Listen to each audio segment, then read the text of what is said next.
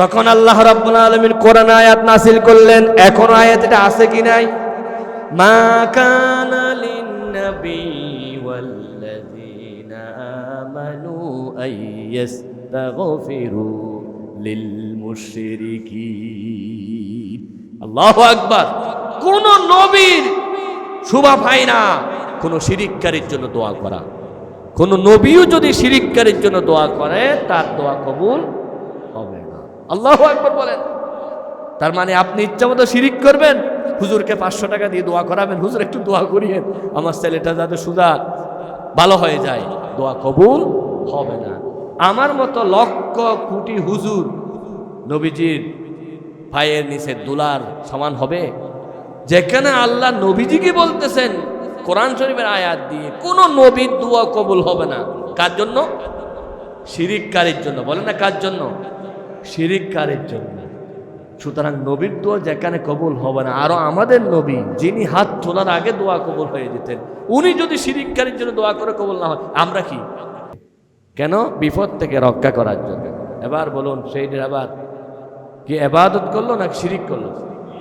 এরকম অনেকজনের হাতে আংটি দেখবেন, লাল সুতা দেখবেন, লাল সুতা গাছের মধ্যে। আমি গত পরশুদিন সিলেট গিয়েছিলাম, সেখানে শাহজালাল রহমতুল্লাহ আলাই এখানে গিয়েছিলাম, শাহফরান রহমতুল্লাহ আলাই সবখানে গিয়েছিলাম গত পরশুদিনে। সবখানে ওখানে গিয়েছি, সবাই যায় কিছু ছেলে মেয়ে পাবে। আমি দেখেছি কি কি গুনাহ চলে, কি কি এখানে শিরিক চলে, সেটা দেখে আমি আশ্চর্য হয়ে গেলাম। হাই রে হাই, মানুষ কি পরিমাণ যে শিরিক করে। কারণ আমরা কথাগুলো কোরআন হাদিস থেকে পড়ি, এগুলো আবার বাস্তব সমাজে দেখার জন্য বিভিন্ন মাজারে আমি নিজে গিয়ে দেখি কি কি সেখানে গুনাহ হয়। নারী পুরুষ একসাথে সিলেটের শাহজালাল ইয়ামানি রহমতুল্লাহ আলাইহির দরবারে। অথচ শাহজালাল ইয়ামানি তো কোনো দোষ নাই, উনি ছিলেন প্রকৃত আল্লাহর ওলি। নিঃসন্দেহে বাংলার জমিনে ইসলাম আনার ক্ষেত্রে সবচেয়ে বড় অবদান হচ্ছে শাহজালাল ইয়ামানি রহমতুল্লাহি তাআলা আলাইহি। ওনার দরবারে গিয়ে আমরা শুধু সিজদা মারি এবং সেখানে ওনার খবর বললে ওরা রাগ করে ফেলবে। ওরা বলতে হবে কি রওজা শরীফ, ওনার রওজা শরীফ নাকি সাথে আছে, সাথে আরো 7-8 জনের কবর আছে, এগুলো নাকি ওনাদের শিষ্যদের। তো যার কাছে যেটা চায় সেটাই ওনারা দিতে পারে, এরকম বিশ্বাস তাদের। নাউজুবিল্লাহ মিন যালিক। অথচ শাহজালাল ইয়ামানি রহমতুল্লাহ আলাইহি তিনি ইয়ামান থেকে তরবারে নিয়ে আসছিলেন বাতিলের বিরুদ্ধে জিহাদ করার জন্য। ওনার এই তরবারিতে আমরা দেখতে চাইলাম, আমরা যখন গেছি তখন এশারের নামাজের পর হয়ে গেছে। বলে না, দেখা যাবে না, এটা দেখতে হলে দিনের 10টা থেকে 5টার মধ্যেই এখানে আসতে হবে।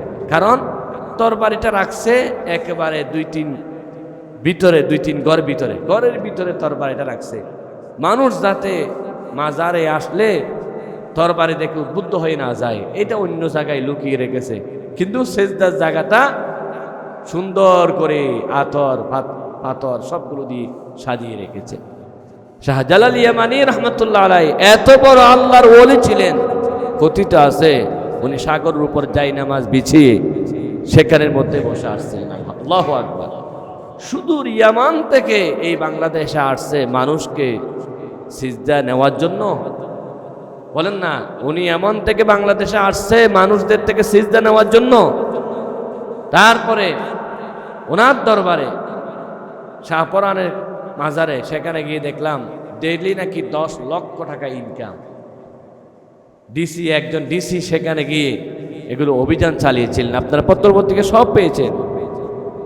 যে ডিসি এই অনৈতিক কাজের বিরুদ্ধে উনি ওনাদের সামনে সরাসরি ডান বক্স খুলে সব টাকা দেখলেন, আয় বিয়ে কোথায় যায়, কোথায় আয়, এই বিয়েগুলো কোথায় যায়। রিপোর্ট যখন চাইলেন 2-4 দিনের মধ্যে সেই ডিসিকে ট্রান্সফার করে দেওয়া হলো।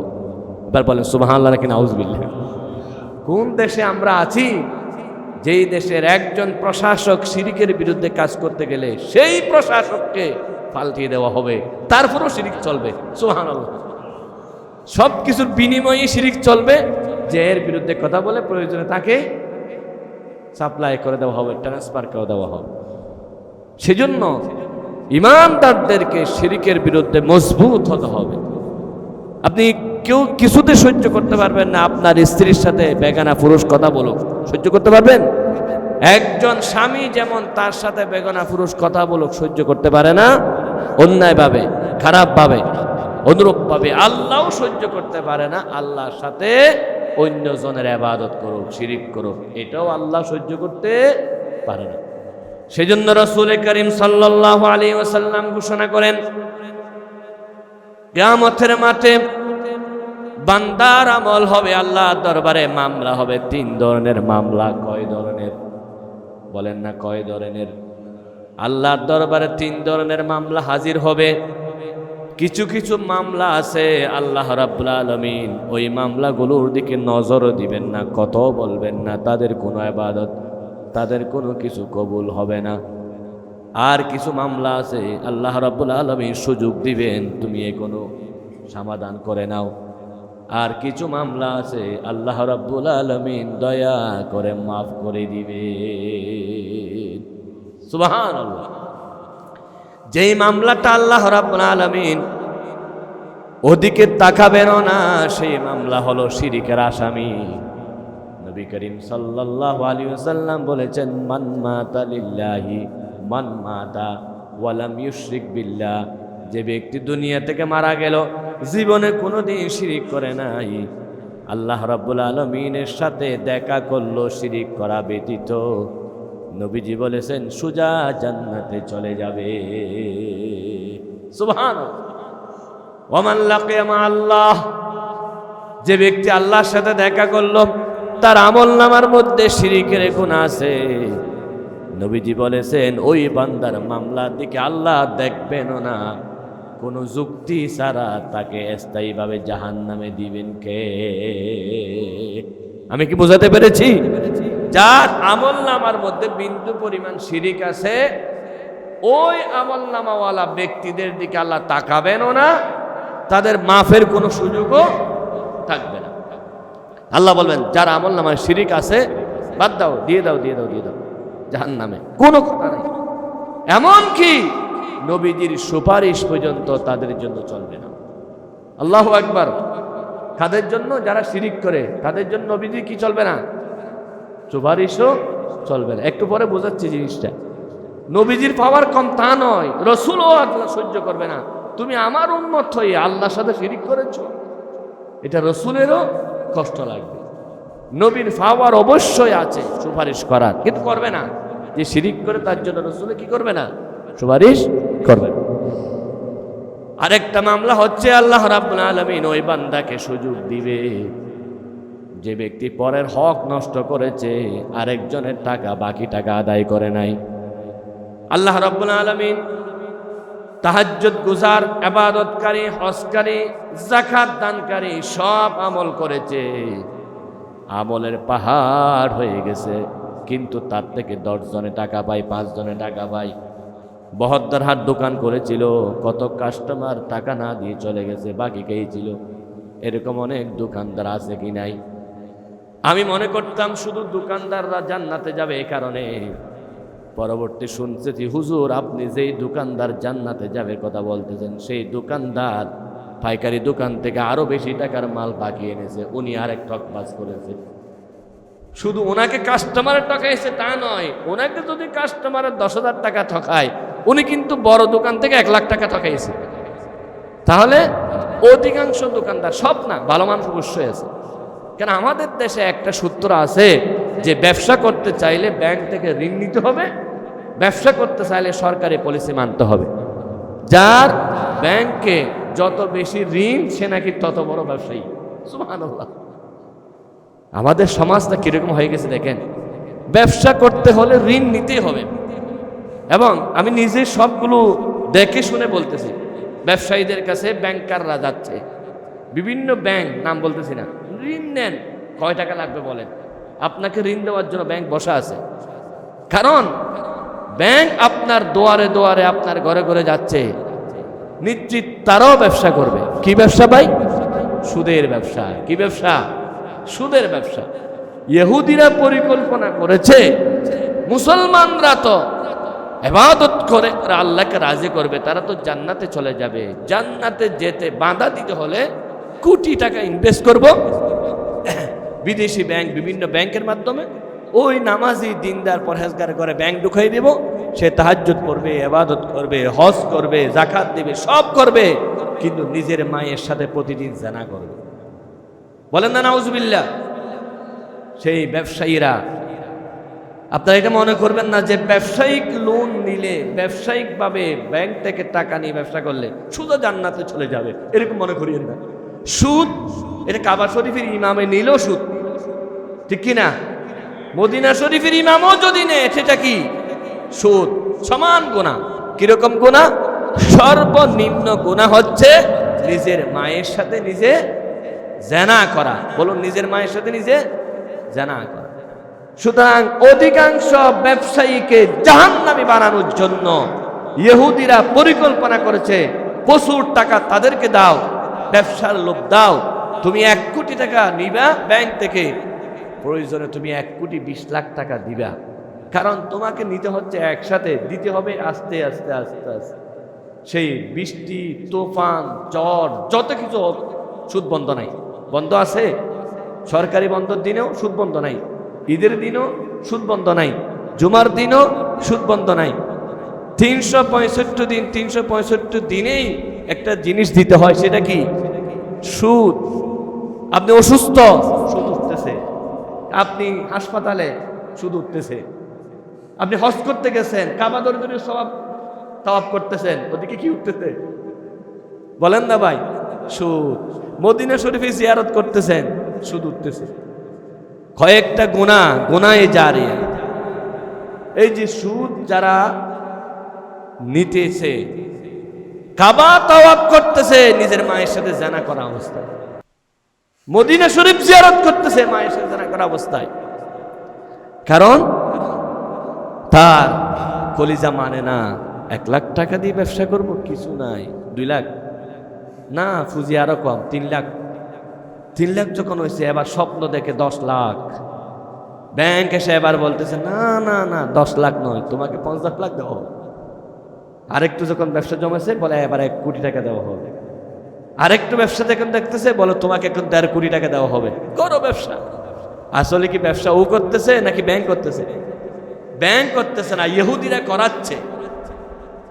আমার প্রশ্ন, আপনার কয় টাকা নিলে পরে আপনি বলবেন যে আমার আর লাগবে না? এরকম মানুষ খুব কম পাওয়া যাবে। যত পায় তত চায়, আরো চায়, আরো চায়, আরো চায়। তাহলে বাংলাদেশের অধিকাংশ ব্যবসায়ীকে সুদ দিয়ে ডাইরেক্ট জাহান্নামী বানাচ্ছে ইহুদিরা। ইহুদিদের অসংখ্য টাকা, সেই টাকাগুলো ইনভেস্ট করতেছে। ইহুদিরা আফগানিস্তানে মেরেছে, ফিলিস্তিনে মারতেছে বোমা, আর বাংলাদেশে মারতেছে 2টা বোমা। একটা হচ্ছে অশ্লীলতার বোমা, আরেকটা হচ্ছে সুদের বোমা। এই সুদ দিয়ে কোটি কোটি ব্যবসায়ীকে জাহান্নামী বানাচ্ছে, সরাসরি নিজের মায়ের সাথে জিনা করা দিচ্ছে। আমি দেখতেছি লাভ, ইহুদিরা দেখতেছে লোভ। বলেন, আমি দেখতেছি লাভ, ইহুদিরা কি? লোভ। সেই লাভ পাওয়ার জন্য আমিও লোভে পড়ে যাচ্ছি, শেষ পর্যন্ত আমিও জিনার কাতারে সামিল হয়ে যাচ্ছি। আর চিন্তা করতেছি না এটা কোনো ব্যাপার নয়। আমি বলতেছি না অমুক ব্যাংক থেকে নিলে হবে না, অমুক ব্যাংক থেকে নিলে এটা হবে না, তা নয়। আপনি সুদি টাকা যে ব্যাংক থেকে নেন, যখন নেন তখন থেকে নিজের মায়ের সাথে জিনা করার সিদ্ধান্ত নিয়ে নেন। কারণ আসমান উপরে নিচে আসবে না, সূর্য পূর্ব দিকে উঠে পশ্চিম দিকে উঠবে না।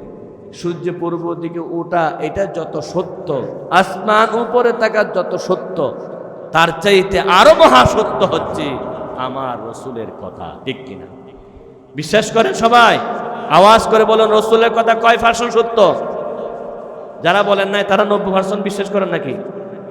রসুল বলেছেন, লিররিবা 70 জানিয়াতান, সুদের 70টি জানার গুনাহ। আইসারু আইয়ানকাহা রাজুলু মা উম্মিহি, সুদের সবচাইতে বড় গুনাহ হচ্ছে সন্তান নিজের মায়ের সাথে জিনা করা। নাউজুবিল্লাহ বলেন। এটা কি শরীয়তুল্লাহর কথা নাকি রাসূলুল্লাহর কথা? এই সুদগুলো ব্যবসায়ী নিয়ে ফ্লাট করতেছে। এই সুদগুলো ব্যবসায় নিয়ে প্লট কিনতেছে, এই সুদগুলো ব্যবসায় নিয়ে ক্ষুদ্র ব্যবসা থেকে বড় ব্যবসায়ী হয়ে যাচ্ছে, এই সুদগুলো ব্যবসায়ী নিয়ে গাড়ি হাঁকাচ্ছে, এই সুদগুলো ব্যবসায়ী নিয়ে আজকে সমাজের চেয়ার দখল করেছে, মসজিদের সভাপতি হচ্ছে, মাদ্রাসার সভাপতি হচ্ছে, বড় বড় ফুষ্ট তারা বলতেছে সব সুদের টাকা নিয়ে বড় ব্যবসা হচ্ছে, ঠিক কিনা? আমি আর আমার রাসূলের প্রতি যদি আপনার বিন্দু পরিমাণ শ্রদ্ধা থাকে, সম্মান থাকে, আপনার মতো অনেক ব্যবসায়ীরা কোটি কোটি টাকা সুদ নিয়ে অনেক কিছু করেছে, পরিশেষে কবরে যেতে হয়েছে।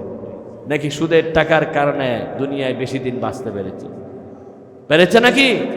অবশ্যই যেতে হবে। সুতরাং আমাকে নিয়ত করতে হবে হালাল টাকা ছাড়া আমি ব্যবসা করব না। প্রয়োজনে দুনিয়া ফাতা বিক্রি করব, প্রয়োজনে আমি আমার সামান্য পুঁজি দিয়ে আমার ব্যবসা চালাবো। আমি লোন নিয়ে সুদ নিয়ে আমার ব্যবসা বড় করতে হবে না।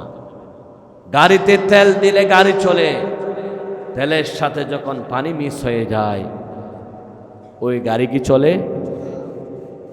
অনুরূপভাবে হালাল টাকা দিয়ে শরীর জান্নাতের দিকে যাবে, ওই হালাল টাকার সাথে সুদের টাকা, হারাম টাকা মিশিয়ে গেলে এই শরীর আল জান্নাতে যাবে। আল্লাহ নবী বলেছেন লা ইয়াদখুলুল জান্নাতা জাসাদুন গুযিয়া বিল হারাম। ওই শরীর জীবনে জান্নাতে যাবে না যেই শরীর হারাম টাকা দিয়ে বড় হয়েছে। সুতরাং আমরা হারাম টাকা মানে মনে করি ঘুষ দিচ্ছে এটা হারাম টাকা, হারাম টাকা মানে মনে করি অবৈধ নিচ্ছে এটা হারাম টাকা। আজকে শতকরা 90% ব্যবসায়ী জানেও না ব্যাংক থেকে লোন নিয়ে ব্যবসা করলে সমস্ত ব্যবসা হারাম হয়ে যাবে। এটা অনেক ব্যবসায়ী জানেও না। ব্যবসায়ী মনে করে আমি নামাজ পড়তেছি, আমি রোজা রাখতেছি, আমি ওমরা করতেছি, আমি হজ করতেছি, সব তো আমি করলাম, আমি অন্যায় কোথায় করলাম? আপনি অন্যায় করেছেন, সব করেছেন, কিন্তু ব্যাংক থেকে যে সুদের টাকা নিয়ে ব্যবসা করেছেন এটাই আপনার হজও শেষ করে দিয়েছে, ওমরাও শেষ করে দিয়েছে, এটা আপনার তাহাজ্জুদও শেষ করে দিয়েছে। আপনি নিজে মায়ের সাথে জানা করে করে প্রতিদিন সময় কাটাচ্ছেন। জোরে বলে নাউজুবিল্লাহ। ব্যবসা কত বড় নিয়ামত! ব্যবসা ছাড়া দুনিয়া চলে না, ব্যবসা ছাড়া দেশ চলে না, ব্যবসা ছাড়া আমার টুপি আমি মাথায় দিতে পারবো না ওরা যদি টুপিগুলো ইনপুট না করে, ব্যবসা ছাড়া আমার মসজিদের টাইলস হবে না ওরা যদি না আনে, ব্যবসা ছাড়া আমার সিমেন্ট আসবে না, ব্যবসা ছাড়া আমার ফ্যান আসবে না, ব্যবসা ছাড়া আমার লাইট আসতেছে না, কিছু আসতেছে না। ব্যবসায়ীর কারণেই পুরা দেশ সচল, ব্যবসায়ীর কারণে আমি আমার পণ্যগুলো পাচ্ছি। আমার তরকারিগুলো উৎপাদন হয়েছে কোথায়? কিশোরগঞ্জে, শরীয়তপুরে। সেখান থেকে পটল, টমেটো, আলু এখানে নিয়ে আসতেছে কারা? আনতেছে ব্যবসায়ীরা। সেজন্য রাসূলুল্লাহ সাল্লাল্লাহু আলাইহি ওয়াসাল্লাম ব্যবসায়ীকে যে মর্যাদা দিয়েছেন আর কাউকে এরকম মর্যাদা নেই। রাসূল বলেছেন আত-তাজিরুস সাদুকুল আমিন, সৎভাবে যারা ব্যবসা করে, এক জায়গার টমেটো আনে আর এক জায়গায় বিক্রি করতেছে, বদরা আনে বিক্রি করতেছে, আপনি দেখে আশ্চর্য হয়ে যাবেন। সকালবেলা যাবেন ফজরের নামাজ পড়ে একদিন রিয়াজউদ্দিন বাজারে, আমি এক ব্যবসায়ীকে জিজ্ঞাসা করলাম, আপনি যে সকালবেলা মালগুলো আনেন আপনি কয়টার দিকে রিয়াজউদ্দিন বাজার যান? হুজুর আমি 3টার আগে রিয়াজউদ্দিন বাজার পৌঁছে যাই, কারণ আমার লেবু কিনতে হলে, টমেটো কিনতে হলে, ফসল কিনতে হলে আমাকে 3টার আগেই চলে যেতে হয়।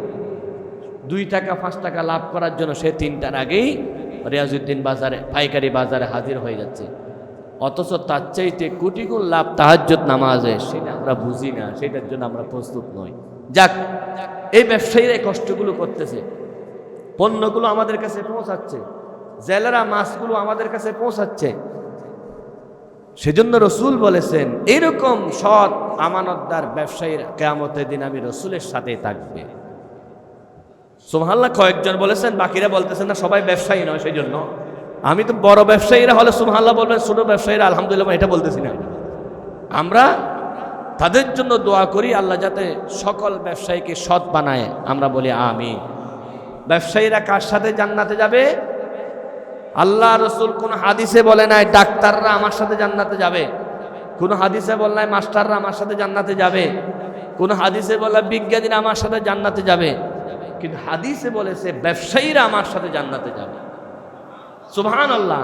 সেই ব্যবসায়ী দুনিয়া ফাতার ব্যবসায়ী হোক, সেই মাছের হোক, সেই গুস্তের হোক, সেই পলিথিন ব্যবসায়ী হোক, যেটাই ব্যবসা করুক, সেই সৌদি আরবে করুক, সেই বিভিন্ন দেশে করুক, সেই ব্যবসায়ীরা রাসূলের সাথে জান্নাতে চলে যাবে। সুবহানাল্লাহ। কিন্তু ইহুদিরা সেই হাদিসটা পড়ে, ইহুদিরা আমাদের চাইতে আরো বেশি পড়ে হাদিসটা পড়ে তারা চিন্তা করলো এই জান্নাতে যাবে ব্যবসায়ীদেরকে কেমনে জাহান্নামে নিয়ে যাওয়া যাবে। এবার তারা পরিকল্পনা করেছে এই জান্নাতে যাচ্ছে এমন ব্যবসায়ীদেরকে ধরে ধরে লোন দাও, 1 লাখ টাকা দাও, 2 লাখ টাকা দাও, এগুলো আদায় করতে পারলে বলো 5 লাখ দেবো, 5 লাখ আদায় করতে পারলে 10 লাখ দেবো, 10 লাখ আদায় করতে পারলে 50 লাখ দেবো, যদি তোমার নিয়মিত এগুলো দিয়ে দাও তাহলে তোমাকে 1 কোটি টাকা দেবো। সে এবার নিয়মিত লোন নিচ্ছে, নিয়মিত দিচ্ছে, আস্তে আস্তে বড় ব্যবসায়ী হবে। যত বড় লোন নিচ্ছে তত বড় জাহান্নামী হচ্ছে। কারণ প্রত্যেকটা বলবো না, অধিকাংশ ব্যবসায়ীরা লোন নিয়ে সুদের কারবার করে জান্নাতের রাস্তাটাকে সোজা জাহান্নামের রাস্তা বানাই ফেলতেছে। ঠিক কিনা? এগুলো বলতে পারেন হুজুর এগুলো সরকারের নিয়ম, লোন না দিলে তো সরকারে অনেক কিছু করে, অনেক কিছু করবে, কিন্তু আমাকে তো আসল সরকার আল্লাহর কাছে বাঁচতে হবে। সুতরাং আপনি যদি ব্যবসায়ী হয়ে জান্নাতে যেতে চান, আপনাকে সিদ্ধান্ত নিতে হবে আমি সুদের টাকা আমার দোকানে ঢোকাবো না। আল্লাহর কসম আপনার দোকানে আগুন লাগবে না, আপনার দোকানের আপনার পণ্যের মাল পানিতে নষ্ট হবে না। শুধু একটা নিয়ত করেন আমি সুদের টাকা এখানে ঢোকাবো না। প্রত্যেকটা লোনের টাকা হালাল না হারাম? কয়েকজন বলছেন শুধু, বাকিরা বলবেন না, বলেন না লোনের টাকা হালাল না হারাম, সুদের টাকা হালাল না হারাম? এবং প্রত্যেকটা লোনের অবশ্যই আমি আবারও বলতেছি এই লোনগুলো আপনাকে দিতে হচ্ছে। শুক্রবারও আপনার লোন উঠবে, ঈদের দিনে উঠবে, অসুস্থতার লোন প্রত্যেক দিন উঠবে। কারণ ওদের পরিকল্পনা হচ্ছে প্রত্যেক দিন মায়ের সাথে জানা করার গুনার মধ্যে ব্যবসায়ী লাগাই দিত। সে ব্যবসা করে টাকা বেশি হচ্ছে, সে আবার মসজিদে দান করবে, মাদ্রাসায় দান করবে, সে এখন এতিম মিসকিনকে দান করবে, জান্নাতে চলে যাবে। ইহুদিরা চিন্তা করতেছে জান্নাত থেকে টেনে আনবো কি করে? কুরবানির দিন সে হাজারো গুনাহ সওয়াব কামাচ্ছে, গরু জবাই করে, কিন্তু লোনের টাকা যে তার মাথার উপর উঠতেছে, সে মায়ের সাথে জানা করার গুনাহ তার আমলনামায় চলে যাচ্ছে। ওটু জোরে বলেন নাউজুবিল্লাহ। কাবা শরীফ ধরে ধরে কাঁদতেছে, আল্লাহ আমাকে মাফ করে দাও। আল্লাহ বলতেছে তুই সুদী, তুই এখনো তো মায়ের সাথে জানা করতেছস, কারণ তুই অমুক ব্যাংক থেকে লোন নিয়েছস, সেই লোনের টাকা তো তোমার গায়ে এখনো উঠতেছে। কোনোদিন কি বলে কোনো ব্যবসায়ীরা, কোনো ব্যাংক, আমি চ্যালেঞ্জ করলাম, কোনো ব্যাংক ব্যবসায়ীকে বলে না ঈদের দিনের জন্য তোমার লোনের টাকার সুদ মাফ? বলবে? আপনারা যারা ব্যবসা করেন তারা বেশি বুঝবেন, আমি গরিব মানুষ এগুলো বুঝবো না। আমি যেহেতু শুনে আমি ব্যাংকের সাথে কথা বলে, সবার সাথে কথা বলে জিনিসগুলো আপনাদের কাছে উপস্থাপন। তাহলে ঈদের দিনের মতো পবিত্র দিন রমজানে একটা আমল করলে 70টা সওয়াব, সেই রমজানও কিয়ামুল লাইল পড়তেছে, কিন্তু সে ব্যাংক থেকে লোন নিয়েছে, ওই সুদের টাকার কারণে কিয়ামুল লাইলের অবস্থায় মায়ের সাথে জানার গুনাহ চলতেছে। আরো জোরে বলেন নাউজুবিল্লাহ। তাহলে ব্যাংক থেকে কোটি টাকা লোন নিয়ে বড় ব্যবসায়ী হওয়া ভালো, নাকি হালাল টাকা দিয়ে অল্প ব্যবসা করে জান্নাতে যাওয়া ভালো? অবশ্যই আমাদেরকে হালাল, এই যে পানি দেখতেছেন ছোট্ট হাফ লিটার আরো কম, আর নালার পানি ওদিকে দেখেন এরকম কয়েক হাজার বোতল পানি, নালার পানি আছে না, সেখানে প্রস্রাব মিশ্রিত হয়, পায়খানা মিশ্রিত হয়। ওই হাজার হাজার গ্যালনে গ্যালনে ওই পানি খাবো, নাকি ছোট্ট একটা বোতলের পানি খাবো? ছোট্ট বোতল হাফ লিটার হলো এটা আমার জন্য হালাল, আর ওইটা নালার পানি হাজারো পরিমাণ পানি হলো, এগুলো আমি খাবো না। সেখানে কি ঢুকছে? হারাম ঢুকেছে। সুতরাং হারাম অনুরূপভাবে এরকম আপনি কোটি টাকা নিয়ে লোন করে বড় ব্যবসায়ী, বড় শোরুম, বড় দোকান খোলার চাইতে, বড় ফ্ল্যাট নিয়ে, বড় প্লট নিয়ে, বড় জমিদার হওয়ার চাইতে ছোট্ট করে করে হালাল নিয়ে টাকা হাজার গুণ শ্রেষ্ঠ। সুবহানাল্লাহ।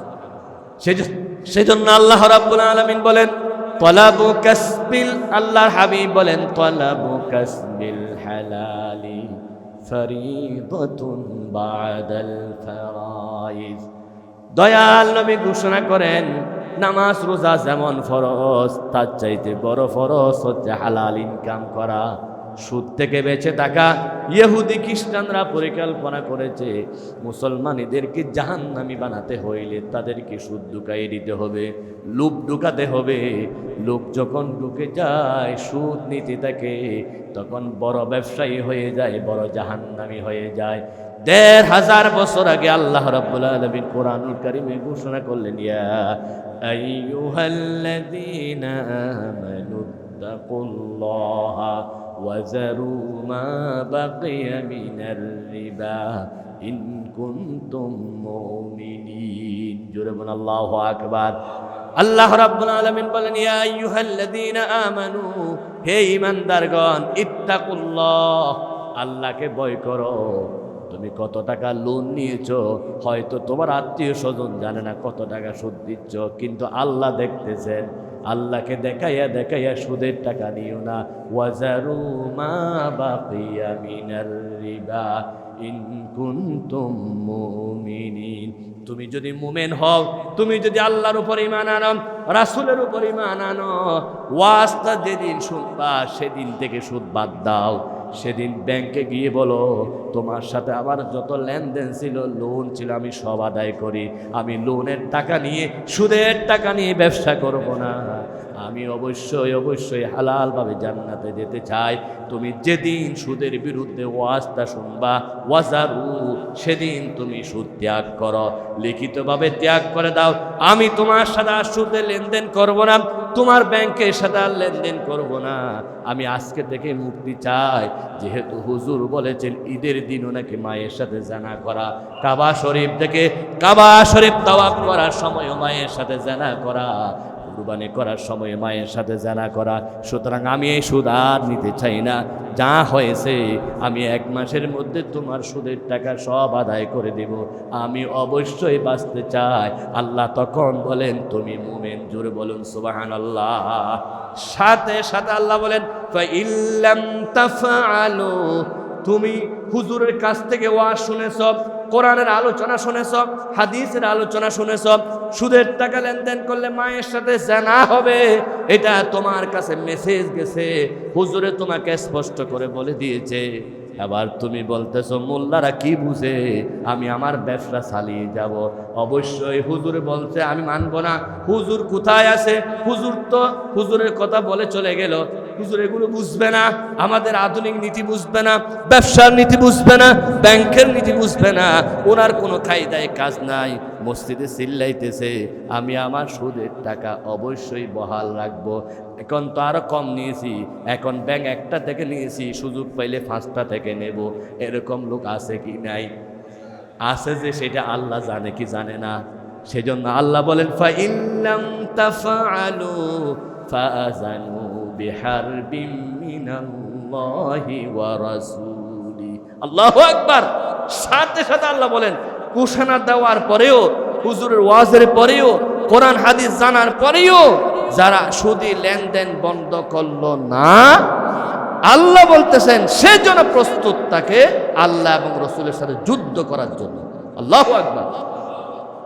বন্ধ না করলে যুদ্ধ কার সাথে হবে বলেন না? ফাইল্লাম তাফআলু ফাযানু বিহারবিম মিনাল্লাহি ওয়া রাসূলি। কেমন কথা আল্লাহ বলে দিলেন।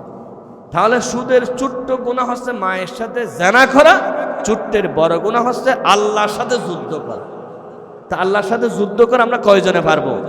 সবাই পারবো মনে হয়। নাউজুবিল্লাহ বলেন। তাহলে শোনার সাথে সাথে কি করতে হবে? ত্যাগ করতে হবে। এবার আল্লাহ রাব্বুল আলামিন বলেন, ওয়ামা কানাল্লাহু লিয়ুদিআ ঈমানাকুম। যে সমস্ত বান্দারা শোনার সাথে সাথে ত্যাগ করে দিবে, আল্লাহ রাব্বুল আলামিন তাদের সব মাফ করে দিবে। ইন্নাল্লাহা বিন্নাসি লারাউফুর রাহিম। আল্লাহু আকবার। আল্লাহ বান্দাদের জন্য অত্যন্ত দয়াশীল। শোনার সাথে সাথে যারা সুদী লেনদেন বন্ধ করে দিবে, ব্যাংকে গিয়ে বলবে কয় টাকা হয়েছে হিসাব করো, আমি তোমার সাথে আর লেনদেন করবো না, আর সুদ নেবো না, যা হয়েছে স্টপ করবো। এই স্টপ করার সাথে সাথে আল্লাহ বলেন, আমিও তোমার গুনাহ স্টপ করে দিলাম। আমিও তোমার প্রতি দয়া করে দিলাম। সুবহানাল্লাহ। সেজন্য আমরা যে কোনো ওয়াজ করার সময় নিয়ত করি, এই যে সুদের কথা বললাম, একজন মানুষ যদি সুদ ত্যাগ করে কিয়ামতের দিন আমি শরীয়তুল্লাহর জন্য এটাই নাজাতের উসিলা হবে। আল্লাহ সুদের বিরুদ্ধে বলেছিলাম, শিরকের বিরুদ্ধে বলেছিলাম, এই কারণে একজন মানুষ সুদ ত্যাগ করেছেন, এটাই নাজাতের উসিলা হবে। সুবহানাল্লাহ। সেজন্য কিয়ামতের দিন রাসূল করিম সাল্লাল্লাহু আলাইহি ওয়াসাল্লামকে বলবেন, আল্লাহ কাদেরকে জান্নাতে আগে দেব? রাসূল বলবেন, আলেমদেরকে আগে দাও। কারণ আলেমরা যদি এই সুদের বিরুদ্ধে ওয়াজ না করতো, জানার বিরুদ্ধে ওয়াজ না করতো, মানুষ এগুলো ত্যাগ করতো না। সেজন্য কিয়ামতের দিন জান্নাতে দিবে কাদেরকে? আলেমদেরকে। সুবহানাল্লাহ। আবার ওই হাদিস বলে আপনারা বেশি প্রচার করেন, হুজুর দুজুকে তো আগে আলেমদেরকে দিবে। দুজুকি যে আলেমদেরকে দিবে, এগুলো আলেম নয়। প্রকৃত আলেম হচ্ছে যেগুলো এলম অনুযায়ী আমল করে। দুজুকে যারা আলেমদেরকে বলে এলম নয়, ওইরা এলম অনুযায়ী কি করে নাই? আমল করে নাই। ওরা নামের আলেম ছিল, প্রকৃত পক্ষে নয়। তাহলে কিয়ামতের দিন মামলা হবে কয়টা? 3টা। আমাদের আলোচনা ছিল কিয়ামতের দিন কয়টা মামলা হবে? 3টা। 1 নাম্বার মামলা হবে যাদের আমল নামার মধ্যে শিরিক আছে, আল্লাহ রাব্বুল আলামিন তাদেরকে কোনো কিছু ছাড়া সোজা জাহান্নামে দিয়ে দিবেন। 2 নাম্বার মামলা হবে যাদের আমল নামার মধ্যে পরের হক আছে, আল্লাহ ওদেরকে ডাকবেন, তোমার আমল নামার মধ্যে পরের হক আছে, তুমি তো জান্নাতে যেতে পারবে না। আব্দুল করিম আমার থেকে টাকা পাই, আমি শরীয়তুল্লাহ যদি মাফ না করি, আমাদের বদি আলম সাহেব যদি বলে মাফ করে দিলাম, হবে নাকি? যার টাকা তাকে মাফ করতে হবে। কিয়ামতে আল্লাহ রাব্বুল আলামিন পরের হক জীবনে মাফ করবে না। আল্লাহ বলবেন, আমি কেমন অমুকের হক আদায় মাফ করব? ওনাকে ডাকবেন, তোমার সাথে বান্দার হক আছে, এই বান্দা তাহাজ্জুদ করেছে, হজ করেছে, এখন জান্নাতে চলে যাবে, তুমি কি বলো? উনি বলবে, না আমি জান্নাতে যেতে দেব না, আমার হক দাও। নবীজি বলেছে, সাথে সাথে আমল নামা থেকে সওয়াবগুলো পাওনাদারকে দেওয়া হবে। পাওনাদার ওই আমল নামা পেয়ে জাহান্নামী হইল সোজা জান্নাতে চলে যাবে, আর যিনি পাওনা আদায় করে নাই তিনি জাহান্নামে যাবে। কথাটা কার? আল্লাহর কথা, রসুলের কথা। সেজন্য রসুল বলেন, কিয়ামতের দিন সবচাইতে কঠিন বিপদগ্রস্ত অভাবী কে হবে তোমরা জানো নাকি? আমার নবী এই কথা বলার পরে সাহাবারা বলেন, আল্লাহ এবং রসুল ভালো জানেন। তখন নবীজি বলেছেন, যার কাছে মানুষ টাকা পায় সেই সবচাইতে বড় অসহায় হয়ে যাবে। তার কাছে আমল থাকবে, তাহাজ্জুদ থাকবে, যাকাত থাকবে, হজ থাকবে, সবগুলো নিয়ে জান্নাতে যাওয়ার সময় পাওনাদার ধরবে। পাওনাদার একজনে হজের আমল নিয়ে যাবে, আরেকজনে যাকাতের আমল নিয়ে যাবে, আরেকজনে নামাজের আমল নিয়ে যাবে। সেজন্য সকলের পায়ে ধরে অনুরোধ জানাই, জীবন যতদিন আছে ভাইজান পরের হক আদায় করেন।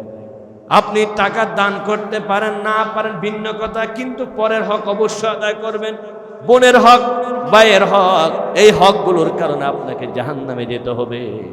2 নাম্বার মামলা হলো, যদি ওনার সাথে আপনি চুক্তিবদ্ধ হয়ে যেতে পারেন, বুঝাই বলতে পারেন, ভাইজান হক তো আদায় করি না, এখন মাফ করে দেন, তখন উনি যদি মাফ করে আপনি জান্নাতে যেতে পারবেন, না হয় পারবেন না।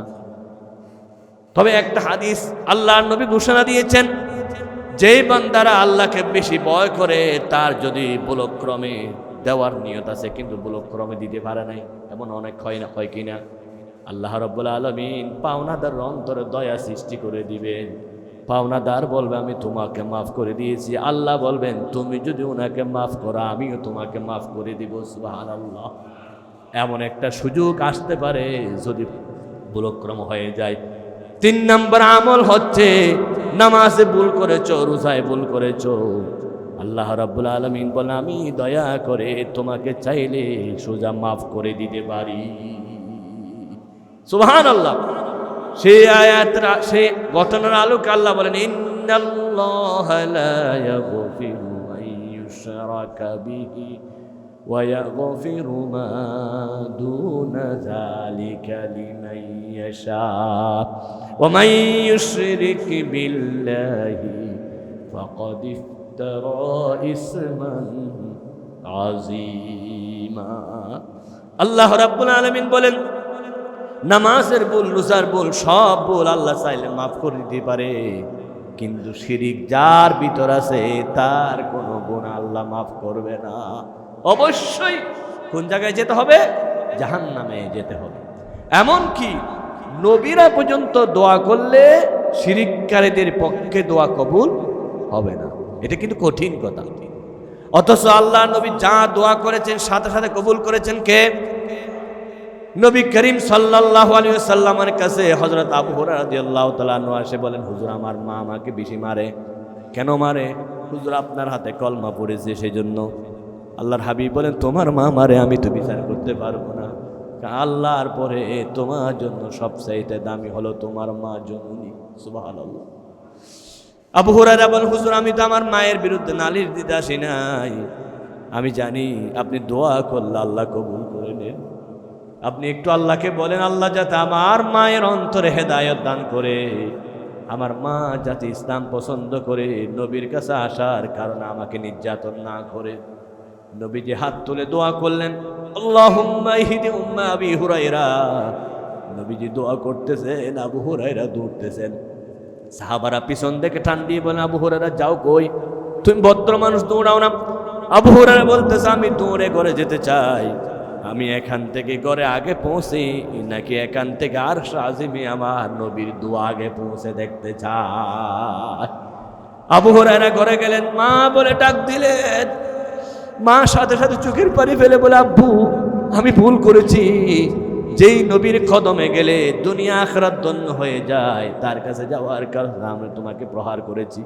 আমি আর মারবো না, আমাকেও নিয়ে যাও সেই নবীর দরবারে। আমি কালমা পড়ে মুসলমান হতে চাই। লা ইলাহা ইল্লাল্লাহু মুহাম্মাদুর রাসূলুল্লাহ সাল্লাল্লাহু। তার মানে নবীজির দোয়া সাথে সাথে অ্যাকশন, দেরি নাই। নবীর দোয়া দেরি আছে? এমন নবীজি বলেছেন, আমার জন্মের আগে আমার বাবা মারা গেল।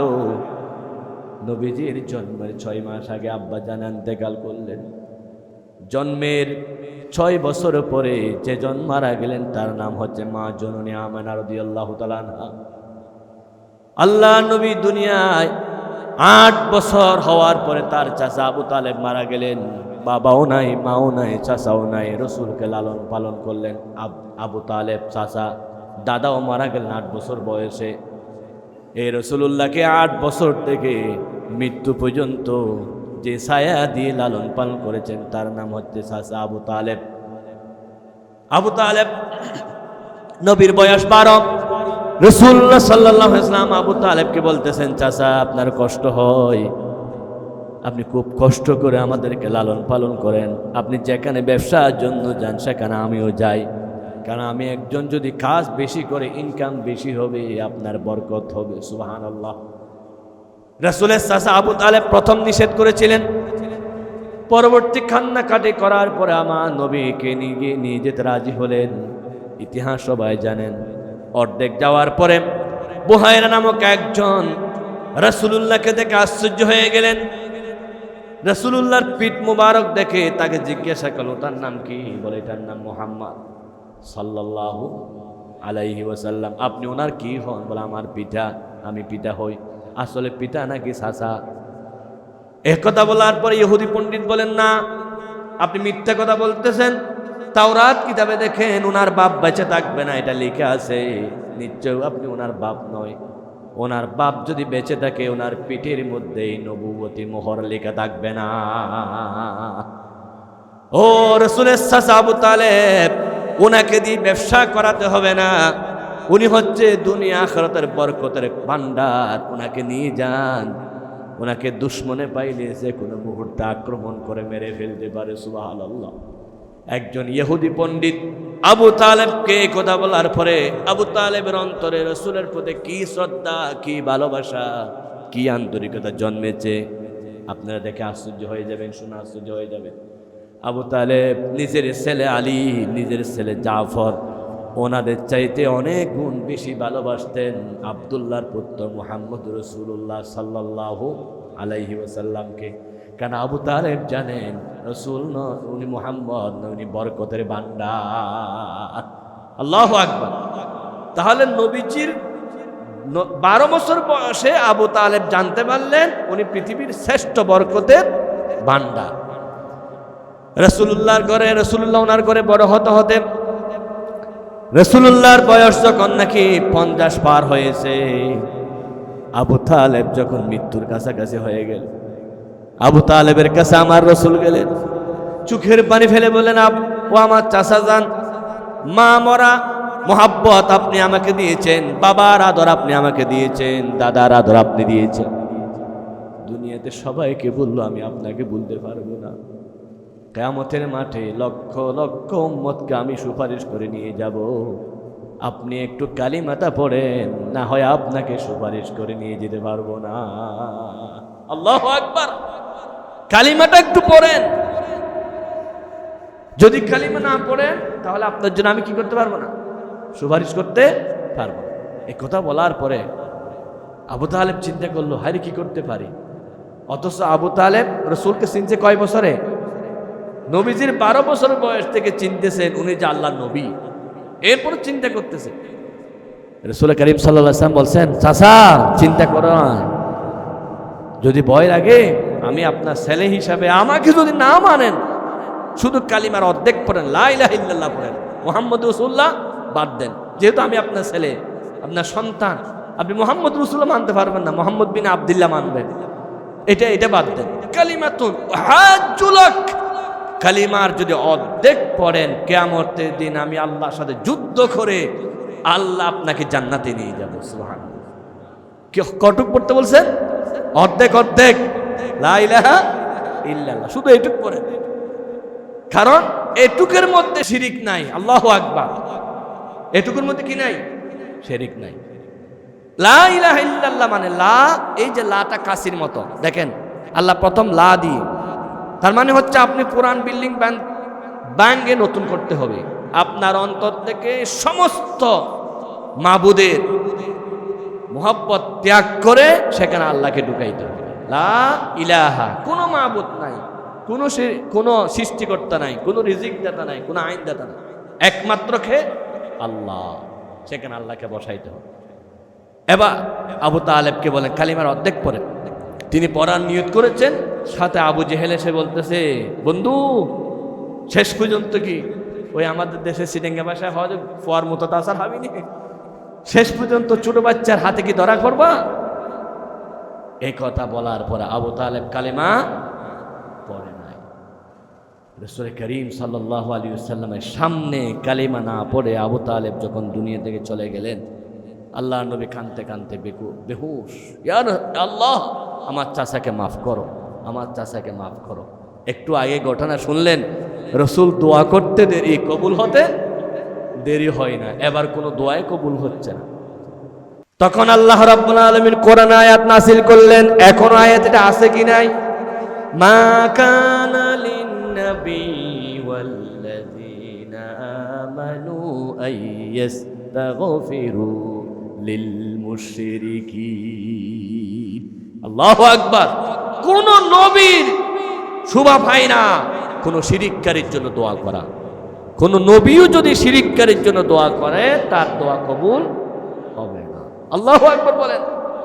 তার মানে আপনি ইচ্ছা মতো শিরিক করবেন, হুজুরকে 500 টাকা দিয়ে দোয়া করাবেন, হুজুর একটু দোয়া করিয়েন আমার ছেলেটা যাতে সুজা ভালো হয়ে যায়, দোয়া কবুল হবে না। আমার মতো লক্ষ কোটি হুজুর নবীজির পায়ের নিচে দুলার সমান হবে? যেখানে আল্লাহ নবীজিকে বলতেছেন কোরআন শরীফের আয়াত দিয়ে কোন নবীর দোয়া কবুল হবে না। কার জন্য? শিরিককারীর জন্য। বলেন না কার জন্য? শিরিককারীর জন্য। সুতরাং নবীর দোয়া যেখানে কবুল হবে না, আরো আমাদের নবী যিনি হাত তোলার আগে দোয়া কবুল হয়ে যেতেন, উনি যদি শিরিককারীর জন্য দোয়া করে কবুল না হয়, আমরা কি সেখানে? সুতরাং শিরিককারীদের জন্য কারো দোয়া কবুল। মনে করেন আল্লাহ এত বেশি কেন বলেছেন, একটা দৃষ্টান্ত যদি আমি শেষ করে দিচ্ছি। মনে করেন বহদ্দারহাট এলাকায় প্রধানমন্ত্রী আসবে, এবার প্রধানমন্ত্রীর জন্য এলাকাবাসী বিশাল ফুলের তোড়া, গেট সব কিছু দিয়েছে। প্রধানমন্ত্রীর জন্য আলাদা চেয়ার, প্রধানমন্ত্রী সেখানে বসালেন, ফুলের তোড়া দিলেন। ফুলের তোড়া দেওয়ার পরে আরেকজন দারোয়ানকেও প্রধানমন্ত্রীর মতো আরেকটা গেট বানালো দারোয়ানের জন্য। দারোয়ানকে চুরু করতেছি না, এবার ওনাকে ফুলের তোড়া দিল, প্রধানমন্ত্রীর চেয়ারে আরেকটা চেয়ারে বসাই দিল। এটা প্রধানমন্ত্রী কেমন লাগবে? প্রধানমন্ত্রী যে চেয়ারে বসাই আছেন দারোয়ানকেও সেই চেয়ারে, প্রধানমন্ত্রীকে যে ফুল দিয়েছেন দারোয়ানকেও সেই ফুল। দারোয়ান মানে ছোট বলতেছি না, প্রধানমন্ত্রীর সামনে একজন দারোয়ানকে যদি বসায়, সে প্রধানমন্ত্রী সহ্য করতে পারবে? কিরে বদ্রাটবাসী, আমাকে তো চেয়ারে বসালো, দারোয়ানকে একই চেয়ারে বসালো সমান। অনুরূপভাবে আল্লাহ রাব্বুল আলামিনের সামনে যদি কোনো বাবাকে, আল্লাহকে যেভাবে সিজদা দেন সেভাবে যদি মাজারে গিয়ে সিজদা দেন, তাহলে প্রধানমন্ত্রীর চেয়ারে দারোয়ানকে বসানোর মতো, আল্লাহ চেয়ারে বান্দাকে বসানোর মতো, ঠিক কিনা? তখন আল্লাহ কিছুতে সহ্য করবে না, ওই বান্দার কোনো আমল আল্লাহ রাব্বুল আলামিন কবুল করবে না। সেজন্য সবচাইতে মারাত্মক গুনাহ হচ্ছে শিরিক। আজকে আমরা কথায় কথায় কত শিরিক করে ফেলি। বলি যে অমুক ড্রাইভার যদি ভালো না হতো আমার গাড়িটা অ্যাক্সিডেন্ট হয়ে যেত, অমুকে যদি দোয়া না করতো আমার ছেলেটা মারা যেত। এরকম অনেক কথা আমরা কথায় কথা বলে ফেলি যে এই আন্টি যদি না থাকতো আজকে আমার বিশাল মুসিবত হতো। উনি খবর থেকে আমাদেরকে এরকম করে উপকার করেছেন, এবং রুটিন মাফিক যদি আমি সুন্দরভাবে না চলতাম আজকে তো আমি মারা যেতাম। সুন্দরভাবে চলছি বলেই আজকে এইভাবে হয়েছে। যে ড্রাইভার দক্ষ, আমার ছেলে সামনে গিয়েছিল, ড্রাইভার হার্ট ব্রেক ধরে ছেলেকে বাঁচাইছে, এগুলো সব শিরিকি কথা। পরীক্ষার হলে যাবেন, ডিম খেয়ে গেলে অবশ্যই আপনি ফিল করবেন একটু কি কথা, শিরিক কথা। ফেসায় আওয়াজ করলে আপনি শেষ, মৃত্যুর খবর এসে গেছে। বাম হাত উঠাইলে টাকা আসে যাবে। এরকম করে করে অসংখ্য শিরিকি কথা আমাদের কথায় কথায় আমরা বলি, কিন্তু সম্পূর্ণ আমলটা নষ্ট হয়ে যাচ্ছে, ঈমান পর্যন্ত নষ্ট হয়ে যাচ্ছে। তাহলে তিন ধরনের শিরিক হয়। আবার আকীদাগত শিরিক, অন্তর থেকে শিরিক করা, বিশ্বাস করা আল্লাহ যেমন পারে তেমন অমুক পীরও পারে, এরকম এটা অন্তরের শিরিক। আরেকটা মুখে বলা, আল্লাহ যেমন পারে অমুকও পারে, এরকম মুখে বলা। আরেকটা হচ্ছে কাজে, আল্লাহকে যেমন সিজদা দেন অমুক পীরকেও সেরকম সিজদা দেন, এরকম। এটা হচ্ছে কথায় শিরিক, কাজে শিরিক, বিশ্বাসে শিরিক। কয় দিক থেকে শিরিক? তিন দিক থেকে শিরিক। আল্লাহ রাব্বুল আলামিন বলেছেন লাইন আশরাকতা লা ইয়াহবাতান্না আমালুক। কোন দিক থেকে যদি শিরিক প্রমাণিত হয়ে যায় সব আমল নষ্ট হয়ে যাবে, তার জন্য জাহান্নাম স্থায়ী হয়ে যাবে, জান্নাত হারাম হয়ে যাবে। সুতরাং আসুন, আমি আজকে 3 জুমা পর্যন্ত এই শিরিকের বিরুদ্ধে আলোচনা করার একমাত্র কারণ হচ্ছে আল্লাহ আমাকেও শিরিক থেকে মুক্ত করে দিন, আপনাদের সবাইকেও শিরিক থেকে মুক্ত করে দিন। বাংলাদেশের সংসদ ভবনে আল্লামা সাঈদী সাহেব যখন এমপি হলেন তখন সংসদ ভবনে বলেছিলেন স্পিকার সামনে মাথা নিচু করে ঢুকতে হতো। মাথা নিচু করে আল্লাহ ছাড়া কারো সামনে ঢোকা যাবে না, এই গেটটা ভেঙে ফেলতে হবে। সুবহানাল্লাহ। তিনি প্রস্তাব দিলেন, স্পিকার হুমায়ুন রশিদ তখন সেই প্রস্তাবে রাজি হয়ে 2-3 মাস পরে এটা পাস করলেন। সংসদ ভবন এক সময় গেটটা নিচু দিল। সুতরাং সংসদ ভবনের গেট ভেঙে শিরিক মুক্ত করলেন। আল্লাহ রাব্বুল আলামিন ওনাকে জান্নাত নসিব করুন, আমরা বলি আমিন। এইভাবে আজকে বাংলাদেশের বিভিন্ন জায়গায় শহীদ মিনারে ফুল দেওয়া, মাথা নিচু করা, বিভিন্ন অঙ্গনে শিরিক জড়িত আছে। সম্পূর্ণভাবে আমাদেরকে শিরিক মুক্ত হতে হবে। আল্লাহ রাব্বুল আলামিন না হয় আমাদের ইবাদত কবুল করবেন। ওয়া মা তৌফিক ইল্লা বিল্লাহ। আসসালামু আলাইকুম ওয়া রাহমাতুল্লাহি ওয়া বারাকাতুহু। যারা আইইউবি মিডিয়া